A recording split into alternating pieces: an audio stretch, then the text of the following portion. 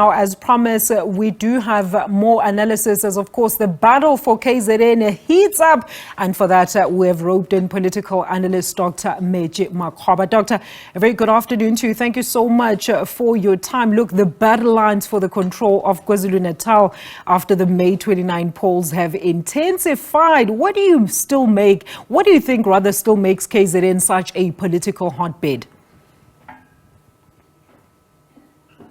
I think basically it's still a hotbed because it is one of the biggest provinces in the country, and elections are about numbers. So if a political party is going to do well in KZN, the chances are nationally the numbers are going to be high.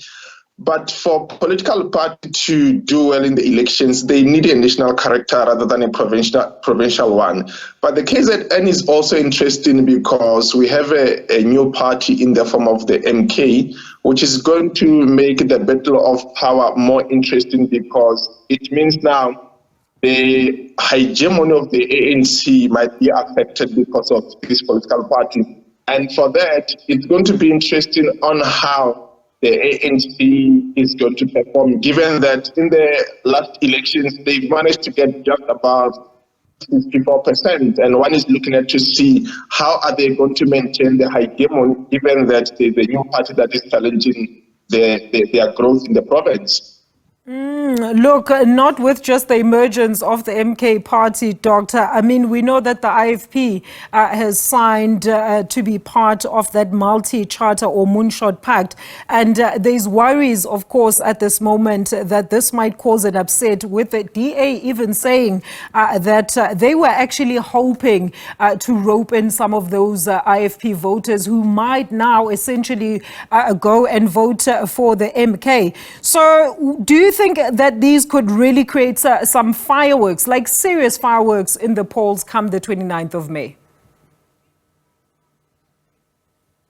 Yeah, definitely. I think the ANC has been doing well in the province and the IFP has been a challenger.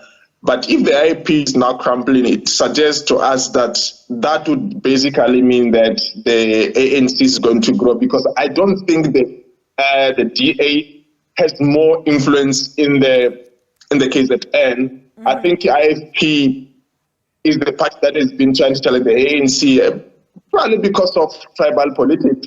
And I think given the circumstances, if voters are going to leave the IFP, the chances are they'll join the MK party, or they are going to go back to the ANC, or even join the EFF. So for the DA in the province, I think their performance is going to still decline or be just average, given the dynamics that are happening there, basically because of the new MK party, which can even try to salvage the voters that are undecided to vote, whether for the IFP or for the ANC. And I think the new mix that we see today just makes KZN more interesting to watch. Very interesting indeed, Doctor. Look, the NFP just launched its manifesto today. I'm sure that speech is still ongoing. The leader there says the party is back. We know that the party has been mired by factionalism and took quite a political knock since the mysterious death of its former leader, Zandile Magwaza, who had really positioned the party as a strong contender in that particular province. So let's talk about the relevance of this party now at this particular stage, bearing in mind the emergence of new political parties, particularly the MK. We know that they have seen a decline also as a result of all these developments. So do you think they stand a chance to rake in any of the voters come the 29th of May? I think they've been sleeping on the job since the campaign started. So if they had done the work from the beginning, maybe they would have had a chance in KZN, because that's what they've performed well in the last elections. But given that they started their campaign quite late, and even the launch of the manifesto is quite late, the chances are some voters would have already made a decision.